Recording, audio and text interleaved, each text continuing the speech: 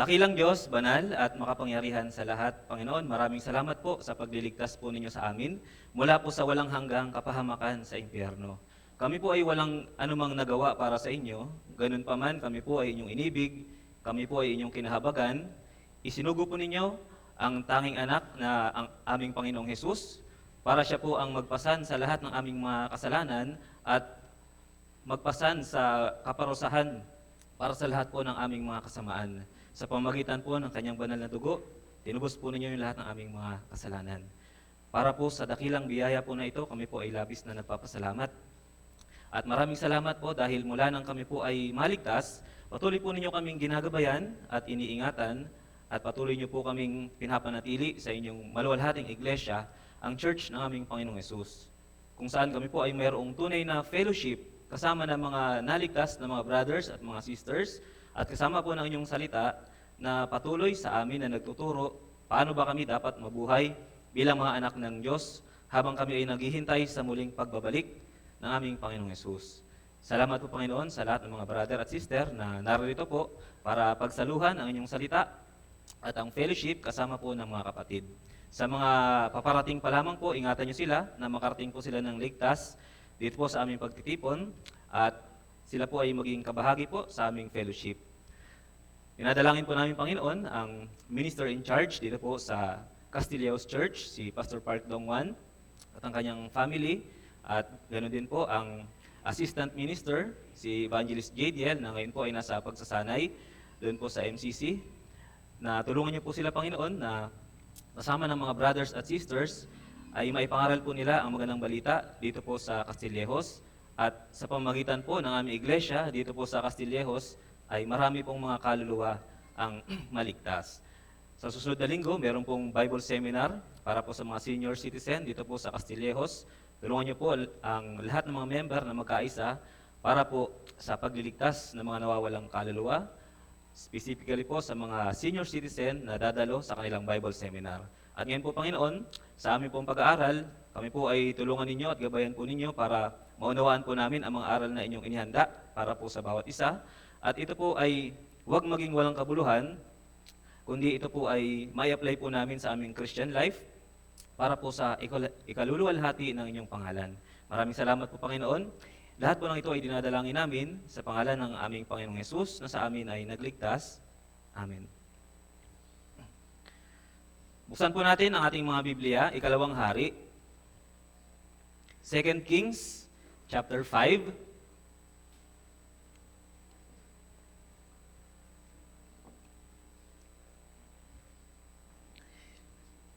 Second Kings, Ikalawang Mga Hari,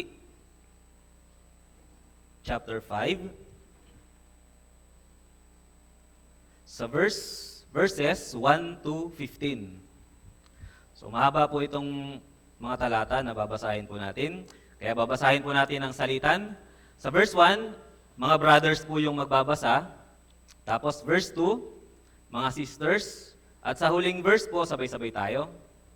Okay po. Ikalawang Mga Hari, chapter 5, verses 1 to 15. Okay.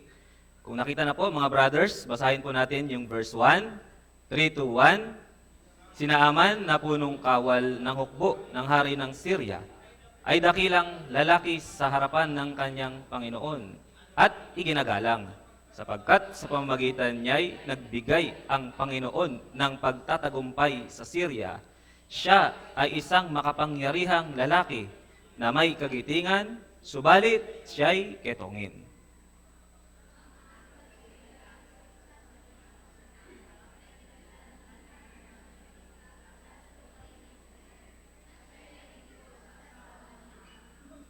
Sinabi niya sa kanyang babaeng Panginoon, sana'y naroon ang aking Panginoon na kasama ng propeta na nasa Samaria. Kanyang pagagalingin siya sa kanyang ketong.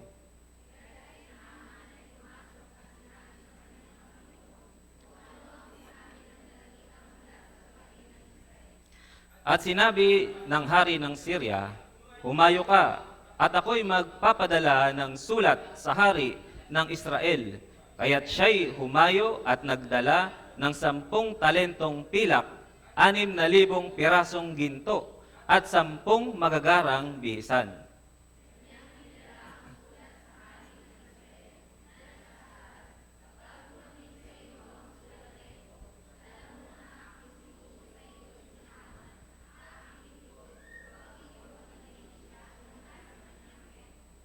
Nang mabasa ng hari ng Israel ang sulat, kanyang pinunit ang kanyang suot at nagsabi, "Ako ba'y Diyos upang pumatay at bumuhay?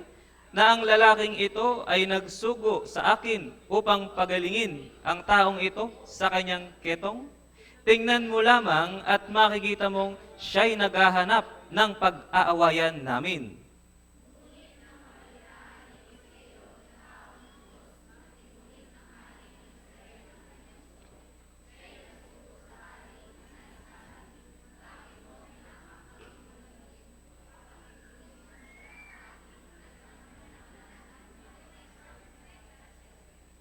Kaya't dumating si Naaman na dala ang kanyang mga kabayo at karwahe at huminto sa tapat ng pintuan ng bahay ni Eliseo.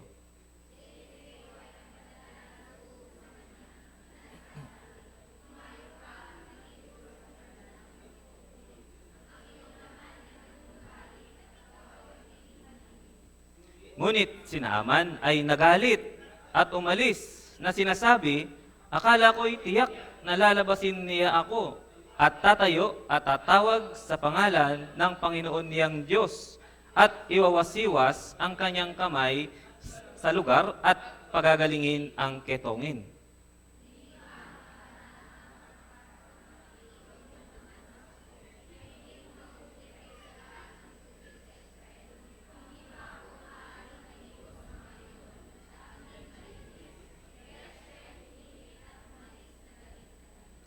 Ngunit ang kanyang mga lingkod ay nagsilapit at sinabi sa kanya, "Ama ko, kung iniutos sa iyo ng propeta na gumawa ng mahirap na bagay, hindi mo ba gagawin? Lalo na nga kung sabihin niya sa iyo, maligo ka at maging malinis ka."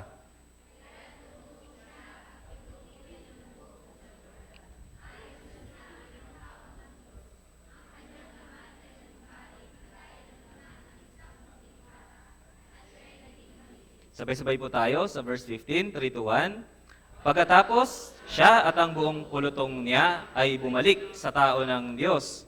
Siya'y dumating, tumayo sa harapan niya at kanyang sinabi, "Ngayoy nalalaman ko na walang Diyos sa buong daigdig, maliban sa Israel. Kaya't tanggapin mo ang kaloob ng iyong lingkod." Ngayong araw po ay pag-aaralan po natin ito pong mga lesson mula po sa pagpapagaling kay Naaman. So siguro po sa mga naunang naligtas, alam niyo na po yung kwento ni Naaman. Pero sa mga newcomers, siguro po bagong unang beses or pangalawang beses niyo po itong maririnig. So pag-aralan po natin ito pong mga mahalagang aral mula sa pagpapagaling kay Naaman.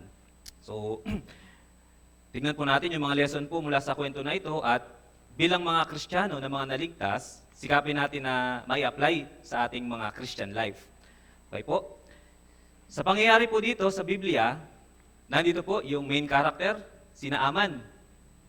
So sa verse 1, sabi po dito, si Naaman na punong kawal ng hukbo ng hari ng Syria ay dakilang lalaki sa harapan ng kanyang Panginoon at iginagalang sapagkat sa pamamagitan niya ay nagbigay ang Panginoon ng pagtatagumpay sa Syria.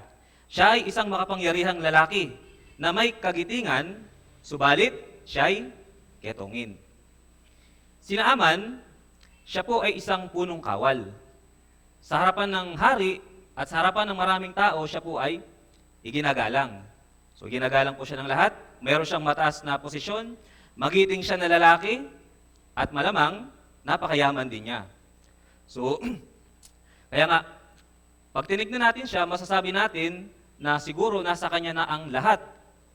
So, kayamanan, karangalan, kalwalhatian, kasikatan, nasa kanya na yung lahat. Kaya lang, siya po ay ketongin. Yung ketong, ito po ay sakit sa balat na umaagnas na unti-unti sa katawan. Sa una, masakit po yung ketong kasi ito ay magiging parang sugat.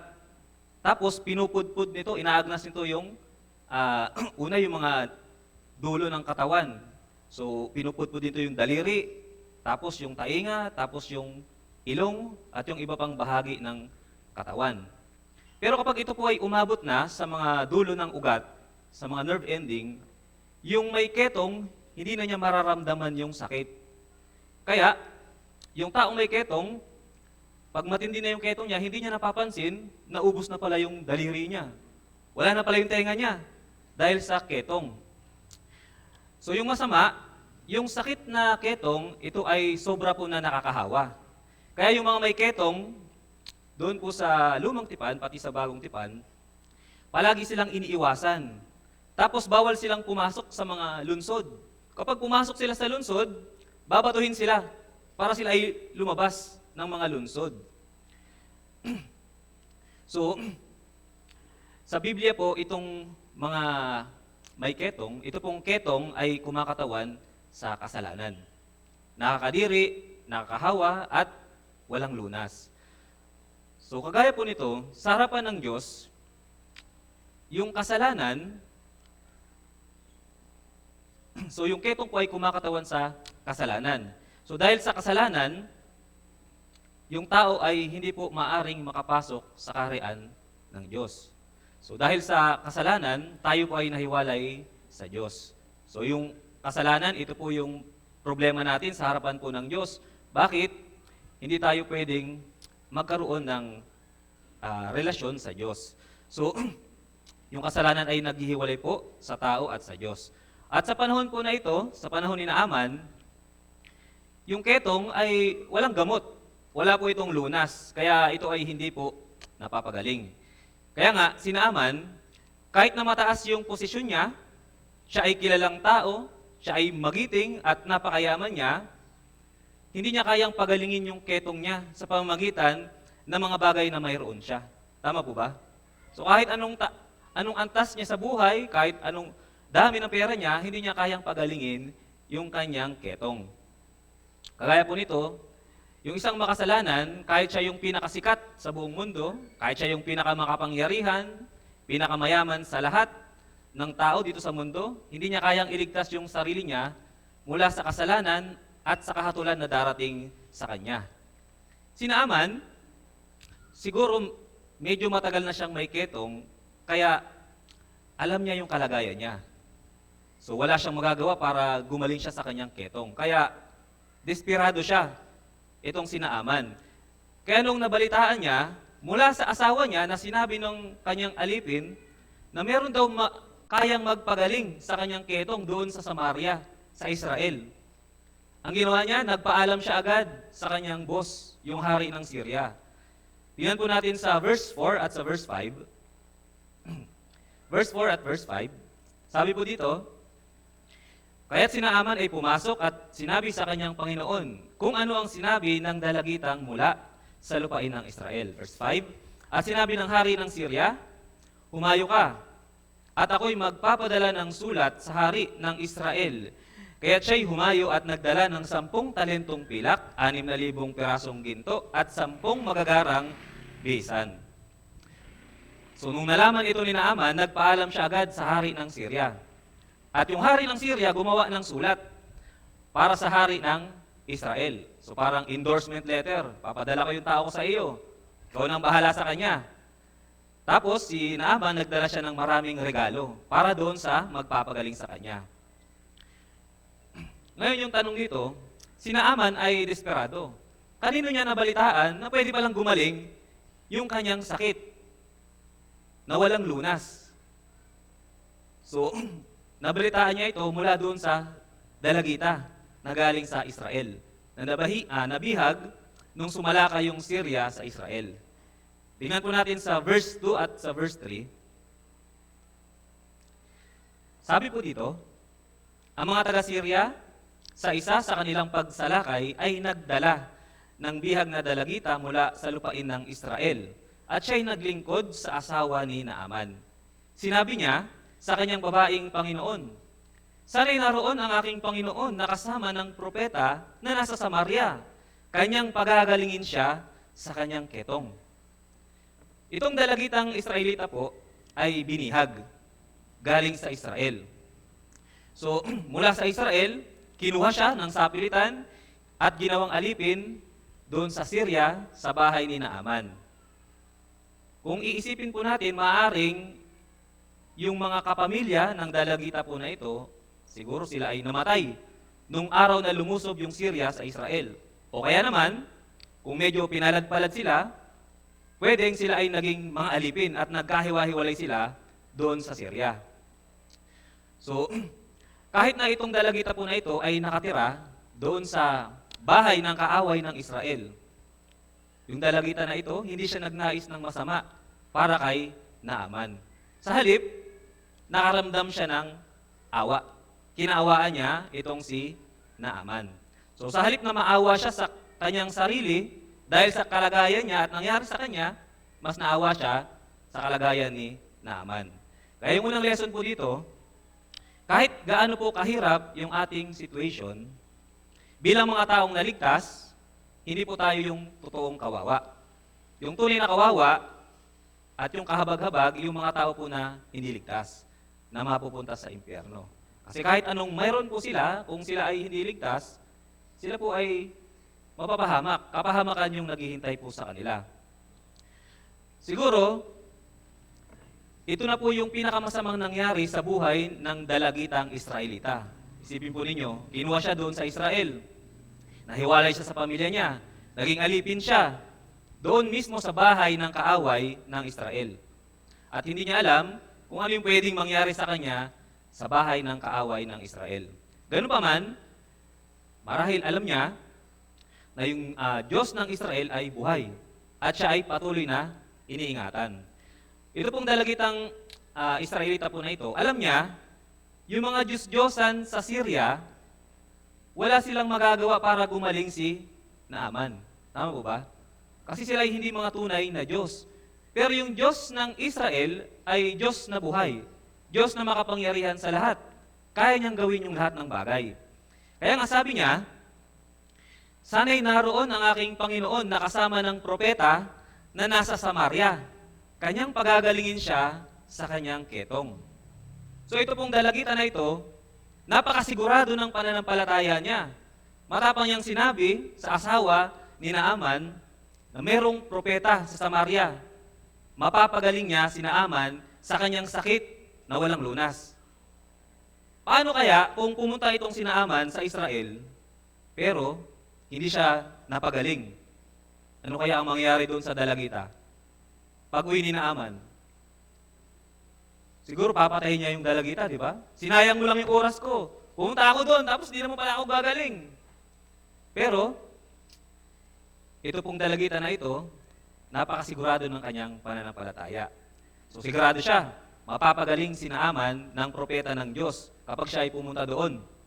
Kaya dahil sa patotoo niya, sa bandang huli, si Naaman ay talagang gumaling. So kagaya po nito, ano man yung maging kalagayan natin sa ating Christian life, kung tayo po ay tunay na naligtas, huwag po tayong maawa sa ating sarili. Hindi tayo kawawa. So, bilang anak ng Diyos, kailangan palagi nating alalahanin, kasama natin ang Diyos. Kahit ano yung sitwasyon po natin. Hindi niya tayo pinapabayaan at lagi niya tayong iniingatan. Tingnan po natin sa Habakuk, chapter 3. Habakuk, chapter 3.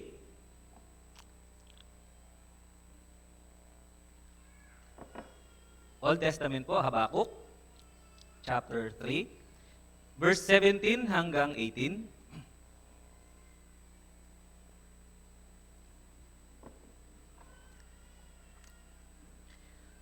Habakuk, chapter 3, 17 hanggang 18. Kung nakita na po, babasahin po natin ng sabay-sabay.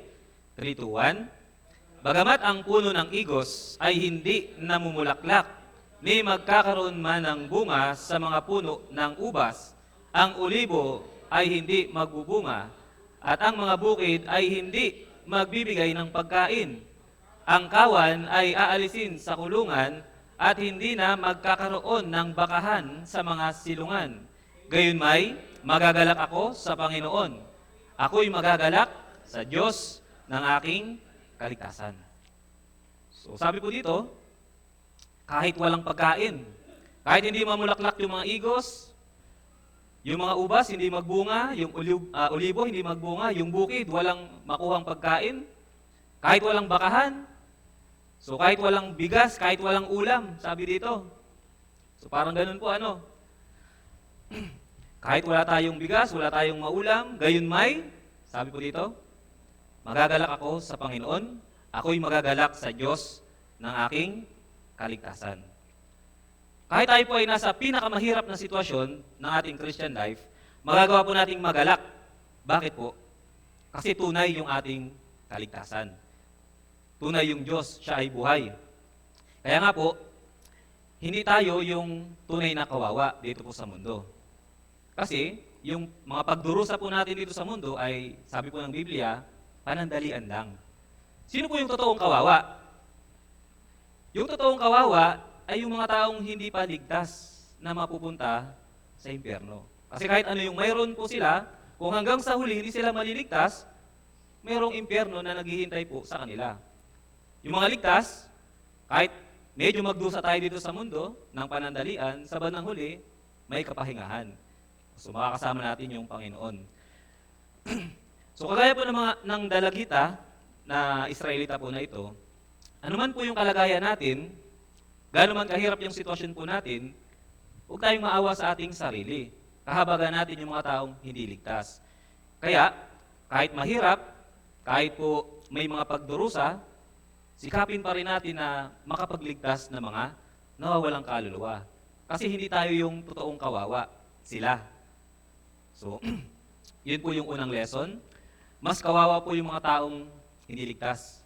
Tayo po na mga naligtas ay hindi kawawa. Kasama natin ang Diyos at iniingatan po tayo ng Diyos. Sumunod po na lesson, kahit tayo ay yung pinakahamak at pinakamababa, pwede tayong gamitin ng Diyos para po maisakatuparan yung kanyang kalooban.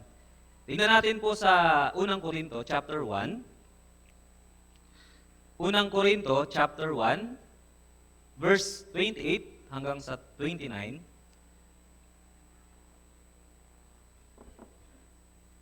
1 Korinto, chapter 1, 28 hanggang 29. Basahin po natin ito ng sabay-sabay.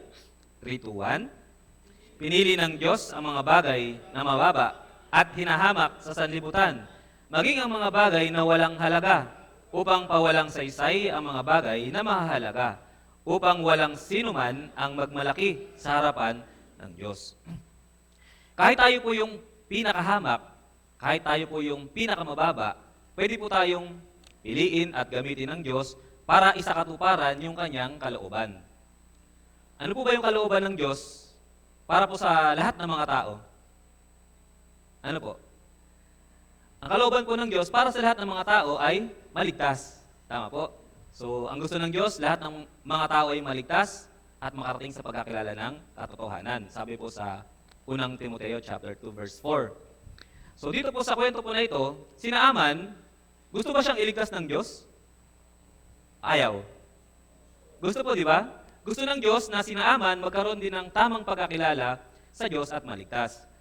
Kahit na po siya ay kaaway ng Israel, ginawa niyang alipin yung mga Israelita, gusto ng Diyos, siya ay iligtas pa rin. So, ang ginamit ng Diyos para si Naaman ay magkaroon ng tamang pagkakilala sa Diyos, yung alipin na dalagita. So kagaya po nito, kahit tayo yung pinakahamak sa bahay, sa ating pamilya, kahit tayo yung pinakahamak sa school, kahit tayo yung pinakahamak sa trabaho, pwede tayong gamitin ng Diyos para sa kaligtasan ng mga taong hindi pa naliligtas. Kahit na sila ay mas mataas sa atin. So, yung kailangan lang natin gawin, magpatotoo tayo ng may katapangan na ang Diyos ay buhay. Mayroong tunay na kaligtasan na inihanda ang Diyos para sa bawat isa. So kagaya ng pagpatotoo nitong dalagitang Israelita, siya ay matapang na magtotoo at napakasigurado ng kanyang patotoo. So yun po yung pangalawang lesson, kahit tayo po ay hamak, kahit tayo yung pinakamababa, maaari tayong gamitin ng Diyos para sa kanyang kalooban.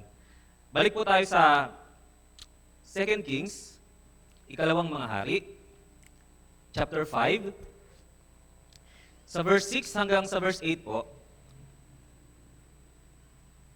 Ikalawang mga hari, chapter 5, 6 hanggang 8. Babasahin ko po.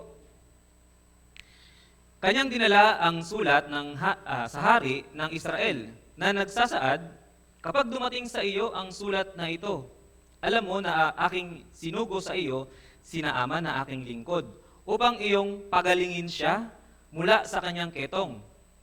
Nang mabasa ng hari ng Israel ang sulat, kanyang pinunit ang kanyang suot at nagsabi, ako ba'y Diyos upang pumatay at bumuhay?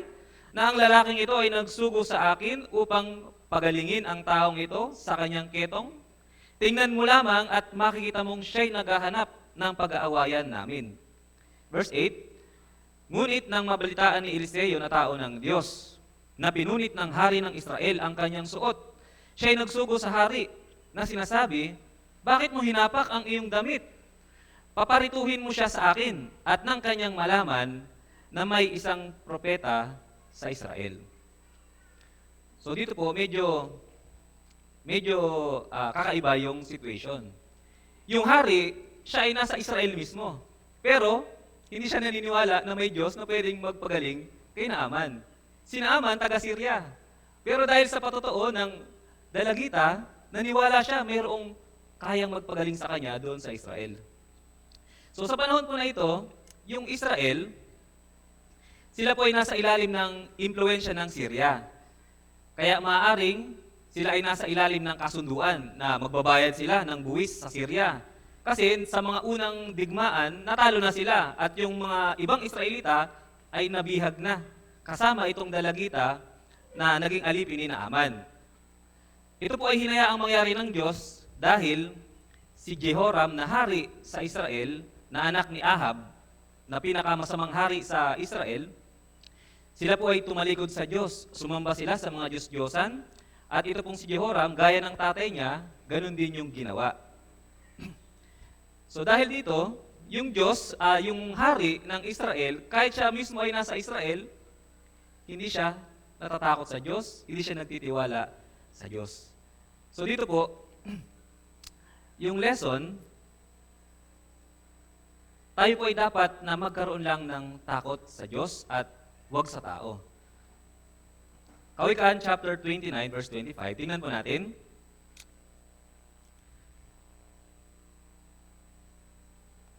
Kawikaan chapter 29 verse 25.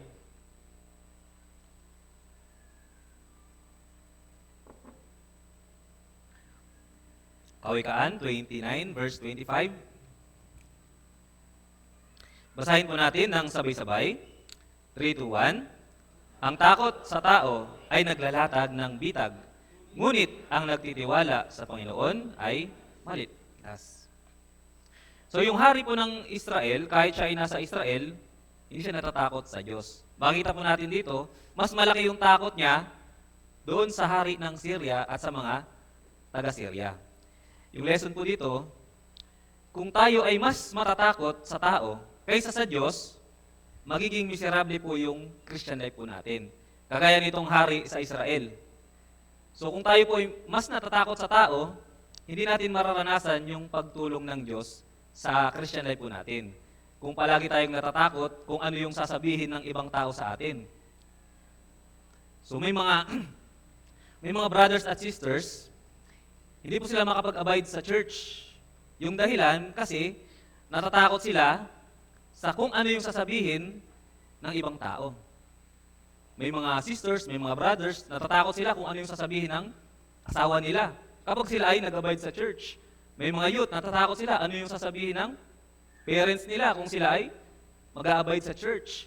Yung iba, natatakot sila kung ano yung sasabihin ng mga kaibigan nila kapag sila ay nag-abide sa church. Tapos may mga brothers at may mga sisters na hindi sila nakakadalo sa Sunday sermon, sa Wednesday sermon, kasi natatakot sila kung ano yung sasabihin ng boss o ng manager o ng supervisor kapag tumanggi sila na sila ay magtrabaho ng Sunday o magtrabaho sila ng overtime. So, bilang mga Kristiyano, hindi ba dapat na tayo ay mas matakot sa kung ano yung sasabihin ng Panginoon sa atin? Kung hindi tayo sumusunod sa kalooban niya bilang mga anak ng Diyos? Hindi ba dapat ay mas matakot tayo kung ano yung gagawin ng Diyos kung hindi natin sinisikap na gawin yung kanyang kalooban? So dahil ganyan po tayo sa Christian life natin, minsan, hindi talaga tayo makawala dun sa mga problema na nararanasan natin. Kasi hindi natin matanggap yung tulong ng Diyos na nakahanda naman na, kaya lang, mas natatakot tayo sa tao. Kagaya nitong hari ng Israel, mas takot siya dun sa hari ng Syria kesa sa hari ng langit at lupa. Kaya nga, miserable po yung kanyang buhay kahit siya ay hari ng Israel. So dito po, si Naaman, matapat siya na nagpunta sa Israel para hanapin yung propeta. Propeta ng Diyos na magpapagaling po sa kanya. Pero iniisip ng hari ng Israel, ito ay isang patibong para magkaroon sila ng pag-aawayan ng hari ng Syria. At yung hari ng Syria, magkaroon ng dahilan para tuluyan silang sakupin ng Syria. Kaya itong hari po na ito, ng Israel, dahil mas takot siya sa tao, wala siyang kapayapaan. Puro pagkabalisa. Baka lusubin tayo ng Syria. Pinadala lang niya itong si Naaman para magkaroon ng dahilan para tayo ay awayin ng Syria. Kaya pinunit niya yung damit niya dahil sa pag-aalala, dahil sa takot niya doon sa mga taga-Syria. So pagkatapos po ng verse 8, nabalitaan ni Eliseo kung ano yung nangyari. Kaya nagpadala siya ng sugo, ipinasundo niya sina Naaman at yung mga kasama niya para pumunta sa kanya. Balik po tayo sa 2 Kings chapter 5, verse 9 hanggang verse 12. 2 Kings chapter 5, verse 9 hanggang verse 12. Babasahin ko po. Kaya't dumating si Naaman na dala ang kanyang mga kabayo at karwahe at huminto sa tapat ng pintuan ng bahay ni Eliseo. Si Eliseo ay nagpadala ng sugo sa kanya na sinasabi, humayo ka at maligo sa Jordan ng 7 ulit. Ang iyong laman ay manunumbalik at ikaw ay magiging malinis. Ngunit, si Naaman ay nagalit at umalis na sinasabi, akala ko'y tiyak na lalabasin niya ako at tatayo at tatawag sa pangalan ng Panginoon niyang Diyos at iwawasiwas ang kanyang kamay sa lugar at pagagalingin ang ketongin. Hindi ba ang Abana at ang Farpar na mga ilog ng Damasco ay higit na mabuti kaysa lahat ng tubig sa Israel? Hindi ba ako maaring maligo sa mga iyon at maging malinis? Kaya't siya'y pumihit at umalis, nagalit na galit. So sinundo si Naaman mula doon sa hari at pagdating nila Naaman sa tapat ng bahay ni Eliseo, si Eliseo, hindi pa rin siya lumabas. Nagpadala pa rin siya ng sugo na nagbigay ng instruction kung paano yung dapat gawin ni Naaman para siya ay gumaling sa kanyang ketong. Ganun pa man, itong si Naaman, sa halip na ma-excite at matuwa dahil may instruction na para siya ay gumaling, si Naaman po ay na-offend. Na-offend siya kasi hindi siya hinarap ni Eliseo. Sa halip, nagsugo lang ng isang sugo. Tapos, nagbigay ng simpleng instruction para siya ay gumaling.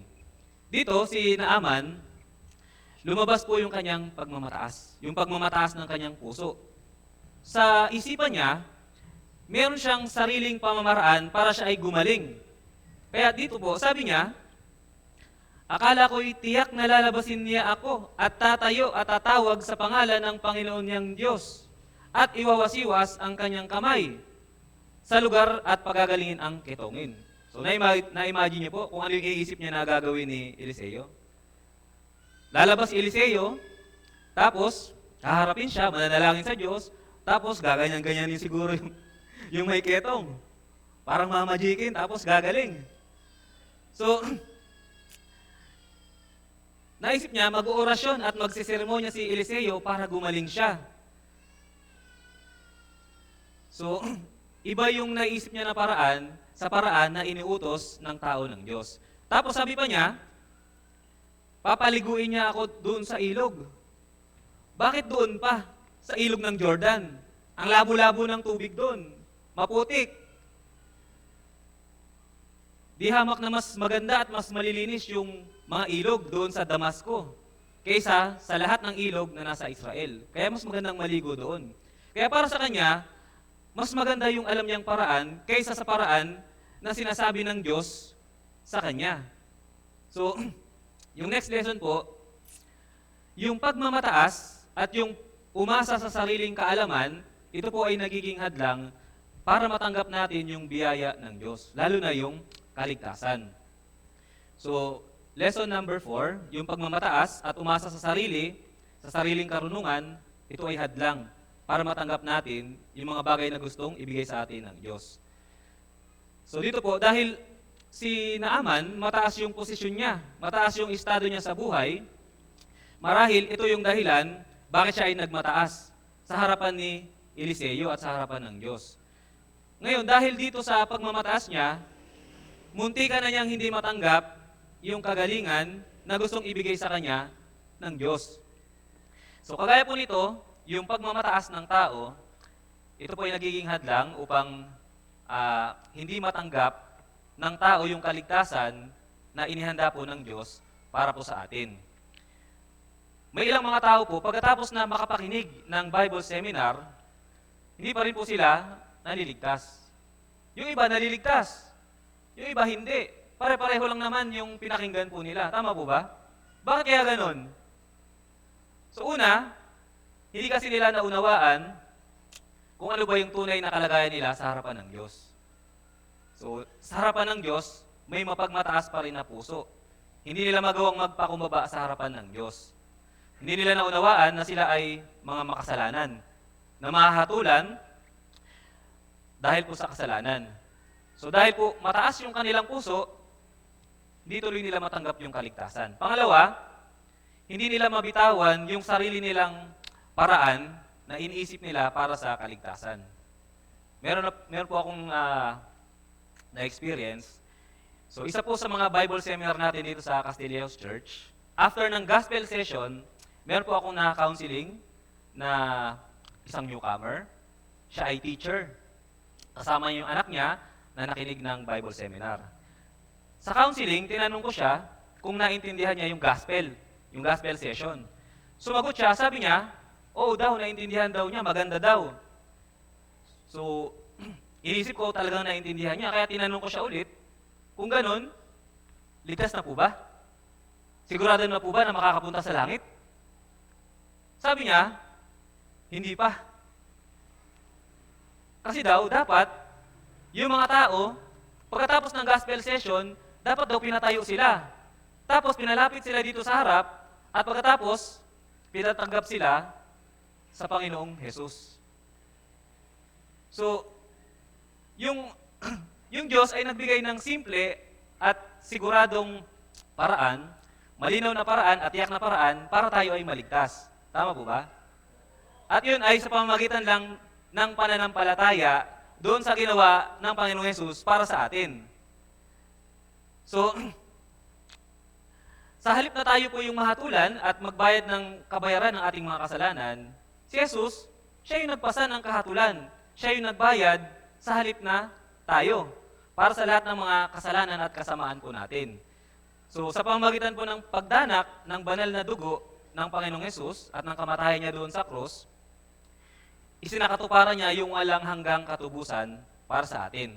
So para doon, wala na tayong kailangan pang gawin. Wala na tayong kailangang idagdag. Kundi, ang kailangan lang natin gawin ay sumampalataya. Totoo itong ginawa ng Panginoong Hesus para sa akin. Ngayon, wala na akong kasalanan kasi kinuha na lahat ng Panginoong Hesus. Kaya lang, may ilang mga tao, ipinipilit pa rin nila na idagdag yung sarili nilang katwiran. Yung sarili nilang nalalaman para daw sa kaligtasan. Kaya dahil po dito, hindi tuloy nila matanggap yung kaligtasan na gustong ibigay sa kanila ng Diyos. Tingnan po natin sa Roma chapter 10, verse 2 hanggang sa verse 3. Roma chapter 10, verse 2 hanggang verse 3.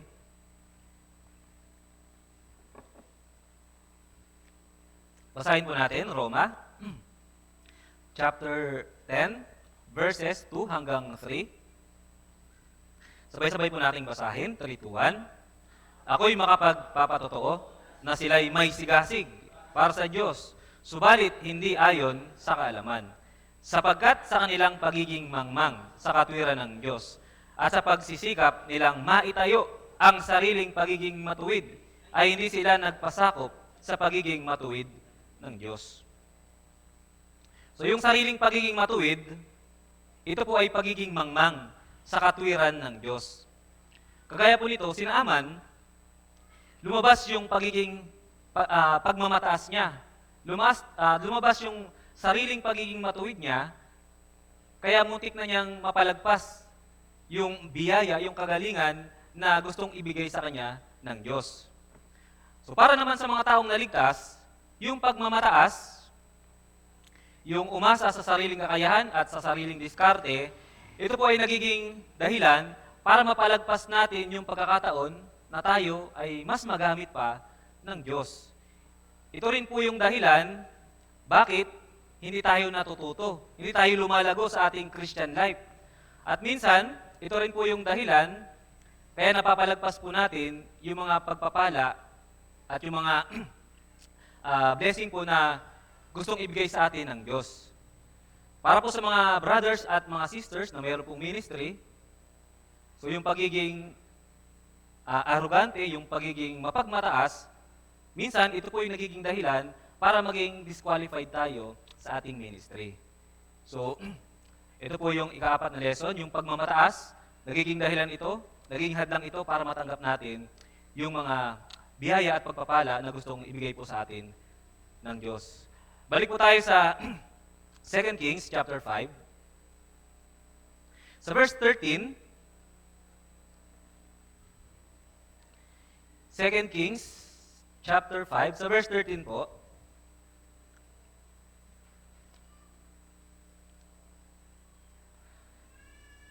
basahin po natin yung verse 13. Sabay-sabay po tayo. 3, 2, 1. Ngunit ang kanyang mga lingkod ay nagsilapit at sinabi sa kanya, Ama ko, kung iniutos sa iyo ng propeta na gumawa ng mahirap na bagay, hindi mo ba gagawin? Lalo na nga kung sabihin niya sa iyo, maligo ka at maging malinis ka. So dito po, mabuti na lang, si Naaman meron siyang mga kasamang magagalang at matalinong tagapayo. Sinabi nila kay Naaman, Ama ko, Ama. So nagpapakita na iginagalang nila itong si Naaman. So sabi nila, Ama ko, kung mahirap na bagay kaya yung ipagawa sa iyo ng propeta para gumaling ka mula sa iyong ketong, hindi mo ba gagawin? Kung mahirap yung ipagawa sa iyo, hindi mo ba gagawin? Halimbawa, pinagawa sa iyo ng propeta, tumambling ka ng 7 ulit. Hindi mo ba gagawin para gumaling ka sa ketong? So, sabi siguro ng mga kasama ni Naaman, gagawin mo, di ba? Kahit mahirap yung ipagawa sa iyo para gumaling ka? Gaano pa kaya itong napakasimple at napakadaling instruction? Maligo ka at maging malinis ka. So dahil po sa matalino at magalang na pagpayo ng mga tauhan po ni Naaman, humupa yung galit ni Naaman. Tapos, ginawa niya yung ayon sa sinabi ng tao ng Diyos. Kaya yung lesson number 5, tayo po, kagaya ng mga tauhan ni Naaman, maging matalino at maging magalang na tagapayo. Minsan, sa atin pong pag-evangelize, may mga tao na sila po ay tutol sa atin. Hindi sila sang-ayon sa mga sinasabi po natin. Kahit totoo, yung mga sinasabi natin sa kanila, hindi po sila sang-ayon. Tutol sila, lalo na pagdating po sa kaligtasan. Minsan, may mga nang-aaway pa. Minsan, may mga gustong makipagdebate. Kaya sa mga ganitong pagkakataon, kailangan po natin na maging matalino at maging magalang na mga tagapayo para po mapayuhan natin sila. So, hindi po tama na mapatunayan lang natin na tama tayo, na totoo yung sinasabi natin. So, kailangan sa pamagitan po natin ay maakay natin sila papalapit sa kaligtasan. Hindi pa palayo. So, kung tayo po ay hindi magiging matalino at hindi tayo magiging magalang at pinatulan natin itong mga ganitong tao, so pwedeng mapatunayan natin sa kanila, o tama ako, di ba? Pero kahit manalo tayo, mapatunayan natin na tama tayo, kung masasaktan naman yung kanilang damdamin, maaaring lumayo yung loob nila sa Diyos, lumayo yung loob nila sa church. At pagkatapos, maaaring hindi na sila magkaroon pa ng pagkakataon para maligtas. Kaya nga, para po sa mga ganitong pagkakataon, kailangan maging matalino at maging magalang po tayo na mga tagapayo. Sumunod po na lesson, number 6, balik po tayo sa Ikalawang Mga Hari, chapter 5, sa verse 14.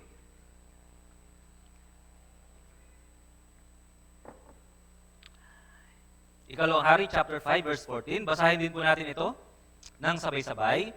3, 2, 1. Kaya't lumusong siya at 7 ulit na lumubog sa Jordan, ayon sa sinabi ng tao ng Diyos. Ang kanyang laman ay nanumbalik na gaya ng laman ng isang munting bata, at siya'y naging malinis.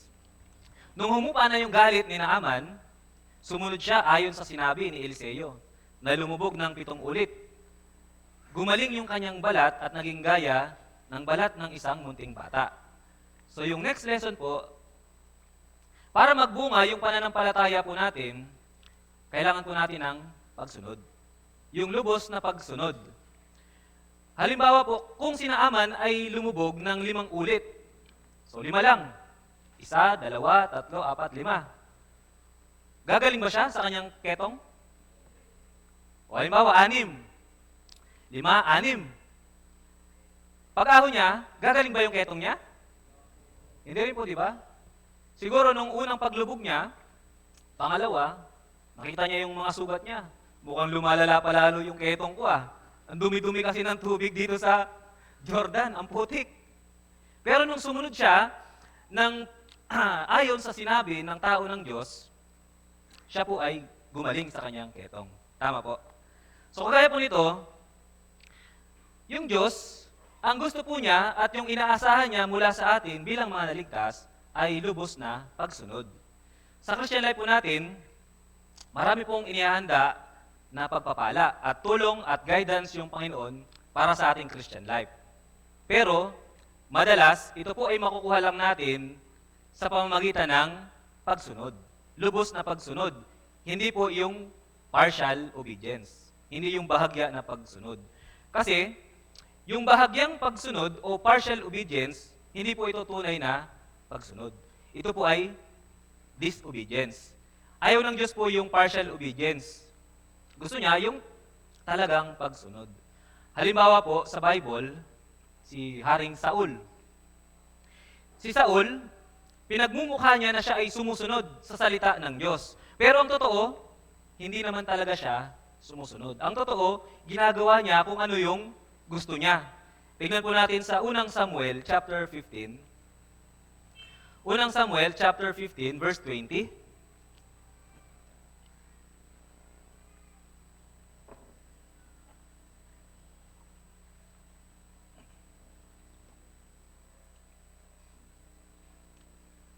Unang Samuel, chapter 15, verse 20. Basahin po natin ng sabay-sabay. 3, 2, 1. Sinabi ni Saul kay Samuel, "Oo, aking sinunod ang tinig ng Panginoon, at ako'y pumunta sa daang pinagsuguan sa akin ng Panginoon. Aking dinala si Agag, na hari ng Amalek, at aking pinatay. Pinatay na lahat ang mga Amalekita." So dito po, inutusan ng Diyos si Saul para lipulin lahat yung mga Amalekita. Lalong-lalo na yung hari. So, ito pong mga Amalekita, sila po ay kumakatawan sa ating old nature, yung dati nating pagkatao. So, pagkatapos po nating maligtas, unti-unti, kailangan mapatay natin yung lahat ng mga old nature po natin. At tapos, mabuo sa atin yung nature ng Panginoong Jesus. So dito, sabi po ni Saul, pinatay daw niya lahat ng mga Amalekita. Pero hindi naman niya pinatay yung hari na si Agag. Ang nangyari, si Samuel, siya pa mismo yung pumatay doon sa hari ng mga Amalekita. Kaya ang Diyos, hindi po nalugod kay Saul. Tinakwil niya si Saul bilang hari. Kasi yung partial obedience, sa totoo lang, hindi po ito obedience. Ito po ay disobedience. Pagsuway po ito talaga at hindi pagsunod. Kasi sa partial obedience, ang ginagawa natin ay yung sarili nating kalooban. So, sa Christian life po natin, paano kaya nangyayari yung partial obedience? Yung mukhang sumusunod, pero hindi naman talaga. Mukha lang sumusunod, pero hindi. So, walang ma-offend po halimbawa lang. Halimbawa, mag-a-attend nga sa church. So, makikita natin siya every Sunday sa church.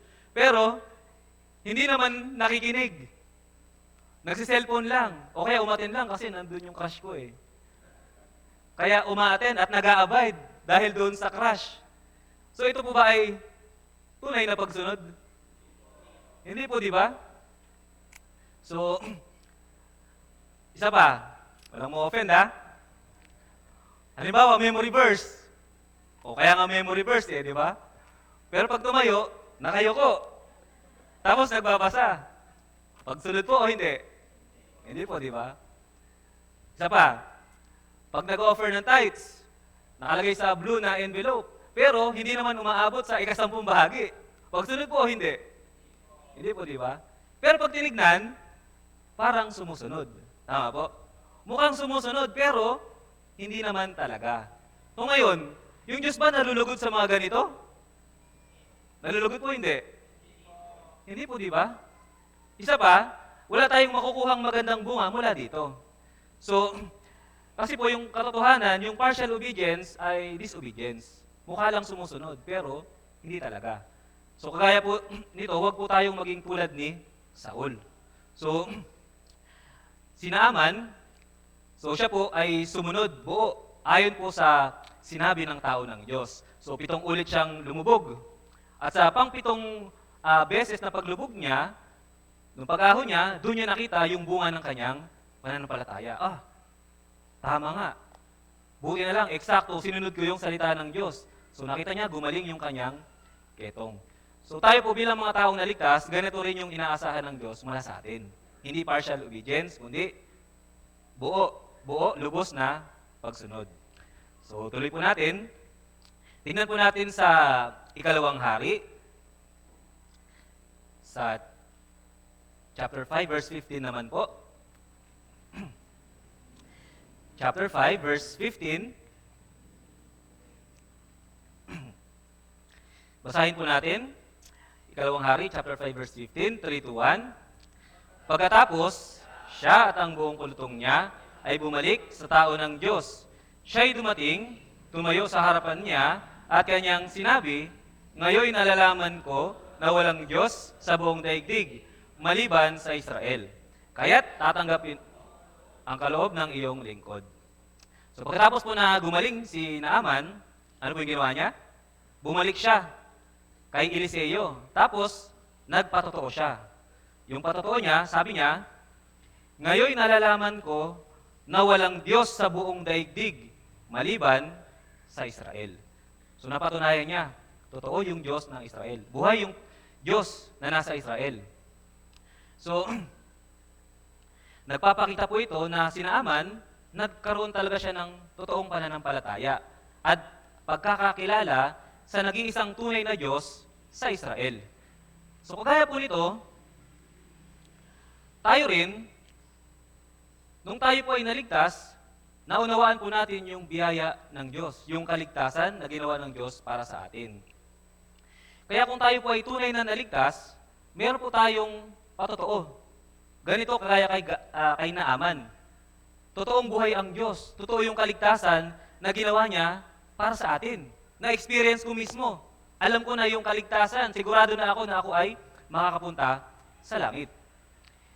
Kapag katapos po ng kaligtasan, ito po yung susunod na mangyayari. Sinabi ni Naaman, "Kaya't tanggapin mo ang kaloob ng iyong lingkod." So yung huling lesson po natin, yung mga tunay na naligtas, natural po silang magkakaroon ng puso na suklian yung biyaya ng Diyos.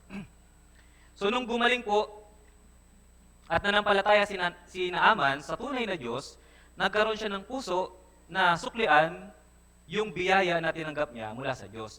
Kagaya po nito, lahat ng mga Kristiyano na tunay na naligtas, natural na nagkakaroon po ng ganitong puso. Tama po ba? So yung isang tao na nalaman niya na siya ay naligtas na, natubos na yung lahat ng mga kasalanan, at pagkatapos, hindi nagkaroon ng pag-ibig sa Diyos, hindi nagnais na suklian yung biyaya ng Diyos, nakakapagduda kung itong tao na ito ay talagang naligtas. Tama po? So, ibig sabihin, hindi niya talaga minahal yung Diyos. Hindi niya nais na magpasalamat at suklian yung biyaya na ibinigay sa kanya ng Diyos. Tignan po natin sa mga awit, 116, sa verse 12.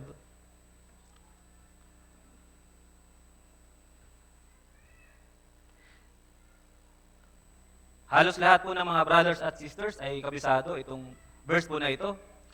Mga awit, chapter 116, verse 12. Basahin po natin, sabay-sabay po. 3, 2, 1. Ano ang aking isusukli sa Panginoon sa lahat niyang kabutihan sa akin? So ito po yung tanong ng isang tao na nagpapasalamat sa biyayang natanggap niya mula sa Diyos. Kasi naunawaan niya yung pagsasakripisyo, yung pagmamahal ng Panginoong Hesus na natanggap niya. Ito rin po yung ebidensya na siya ay tunay na sumasampalataya. Pagkatapos na makatanggap ng kaligtasan, sa anumang paraan, yung isang taong naligtas, nagnanais po na suklian yung pag-ibig at biyaya ng Diyos. Tama po ba? Kaya kapag tayo po ay naligtas, gusto natin maging bahagi tayo ng ministry. Kung ano po yung kaya nating magawa para sa church. Maging kabahagi sa offering. Tumulong sa mga bagay kung ano man yung kailangan gawin sa church. Maglinis, magligpit, ng mga kalat sa church. So higit sa lahat, yung taong naligtas, nagkakaroon po tayo ng puso para i-share yung kaligtasan na natanggap po natin. Tama po ba? So, sa mga tunay na naligtas, na nakaalam na siya ay makakapunta na sa langit, natural, na magkakaroon tayo ng puso, ito pala yung kaligtasan. Dapat malaman ito ni nanay. Dapat malaman ito ni tatay. Dapat malaman ito ng kapatid ko. Dapat malaman ito ng asawa ko. Para siya ay maligtas din at magkaroon ng katiyakan na siya ay makakapunta sa langit. So ito po, itong mga bagay po na ito ay natural na mangyayari sa mga tao na naligtas. Ngayon, kung wala tayong puso na nagpapasalamat, so i-check natin yung ating kaligtasan. Baka hindi pa talaga tayo nagkaroon ng tamang pagsisisi, tamang pagbabago ng pag-iisip, at pagmamahal sa Diyos na sa atin ay nagligtas. So, kapag tayo po ay nagkaroon ng pagkakataon para suklian yung pag-ibig ng Diyos, yung biyaya ng Diyos sa atin, huwag po natin itong papalagpasin. Tama po? Kasi ang gusto ng Diyos, masuklian din natin yung pag-ibig na ibinigay niya sa atin. At sigurado, bibigyan tayo palagi ng Diyos ng pagkakataon para ito ay masuklian po natin. Ngayon, kung hindi natin gagawin yung best natin, baka ang dami ng pagkakataon na ibinibigay sa atin ng Diyos para masuklian natin yung pag-ibig niya, pero hindi natin ginagrab, hindi natin po tinitake yung opportunity. So, yun po yung panghuling lesson.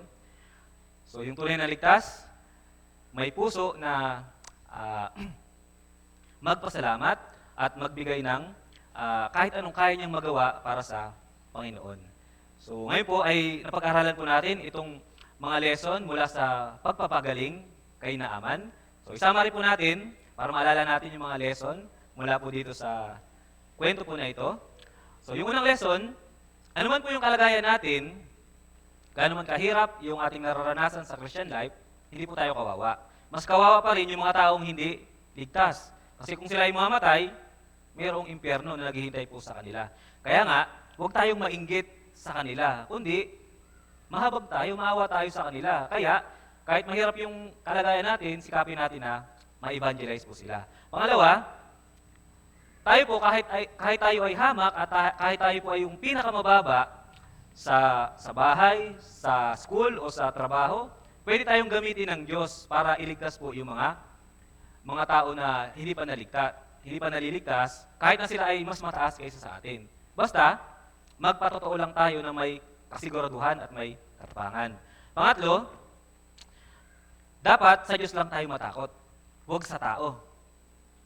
So, para maranasan po natin yung tulong ng Diyos at huwag maging miserable yung Christian life natin, isipin natin ano yung sasabihin ng Diyos sa atin. Ano yung gagawin ng Diyos sa atin. Huwag yung iisipin, sasabihin, at gagawin ng ibang tao sa atin. Pangapat, yung pagmamataas, ito po ay nagiging hadlang para matanggap natin yung pagpapala na gustong ibigay sa atin ng Diyos. Panglima, para po maakay natin yung mga nawawalang kaluluwa, papalapit sa kaligtasan, maging magalang at matalinong tagapayo tayo sa mga taong sumasalungat po sa atin. Panganim, para makamit po natin yung bunga ng pananampalataya, kailangan lubos yung pagsunod, hindi partial obedience. Ayaw ng Diyos yung partial obedience at ito po ay walang bunga na maganda. At yung panghuling lesson po, yung tunay na naligtas, magkakaroon ng puso na suklian yung biyaya at pag-ibig po ng Diyos. At maghahanap siya ng mga pagkakataon para masuklian po yung pag-ibig ng Diyos. Kaya kapag mayroong pagkakataon, huwag po ninyong papalagpasin. Okay po, i-grab po ninyo, yan ibigay po ng Diyos para masuklian po natin yung kanyang pag-ibig. So hanggang dito na lang po mga brother at sister, maraming salamat po sa inyong pakikinig at sana po may natutunan po kayo mula po sa ating pinag-aralan at may apply po natin sa ating Christian life. So tayo pong lahat ay umuko at manalangin. Dakilang Diyos, banal at makapangyarihan sa lahat. Panginoon, maraming salamat po sa pagliligtas po ninyo sa amin. Salamat po sa araw po na ito na kami po ay inyong tinipon para makapag-aral po ng inyong salita at matanggap po namin yung espiritual na kalakasan mula po sa inyong salita. Salamat po sa lahat ng mga kapatid na narito na nagkakatipon para po pagsaluhan ang inyong salita at pagsaluhan po ang fellowship. Dalangin po namin, Panginoon, na lahat po ng mga natutunan po namin, sana po ay maitanim po namin sa aming mga puso, sa aming mga isip, at ito po ay ma-apply po namin sa aming mga Christian life upang ang inyong salita ay huwag maging walang kabuluhan, kundi magkaroon po ng bunga sa aming mga buhay. Dinadalangin ko po, Panginoon, si Pastor Park, na ngayon po ay nasa Korea. Tulungan niyo po siya, Panginoon, sa kanyang ministry at ang kanyang family ay patuloy po na bigyan ninyo ng pagkakataon para makagawa po para sa inyong kalulatian. Kasama po ng mga leaders at mga brothers at sisters dito po sa Castilleos Church. Dinadalangin din po namin ang mga paparating na gawain, lalo na po ang mga Bible seminar na isasagawa po ng Castilleos Church. Kayo po ay magpadala ng mga nawawalang kaluluwa na naghahanap po ng tunay na kaligtasan upang sila po ay matulungan namin na magkaroon po ng kaligtasan at sila po ay magkaroon ng katiyakan at tamang pagkakilala sa nag-iisang Diyos na tunay, magkaroon ng tunay na kaligtasan at katiyakan na sila po ay makakapunta sa kaharian ng langit. Maraming salamat po, Panginoon, sa araw po na ito. Ito po ay lahat po ng ito ay dinadalangin namin na mayroong pagpapasalamat sa pangalan ng aming Panginoong Hesus na sa amin ay nagmamahal. Amen. Salamat po.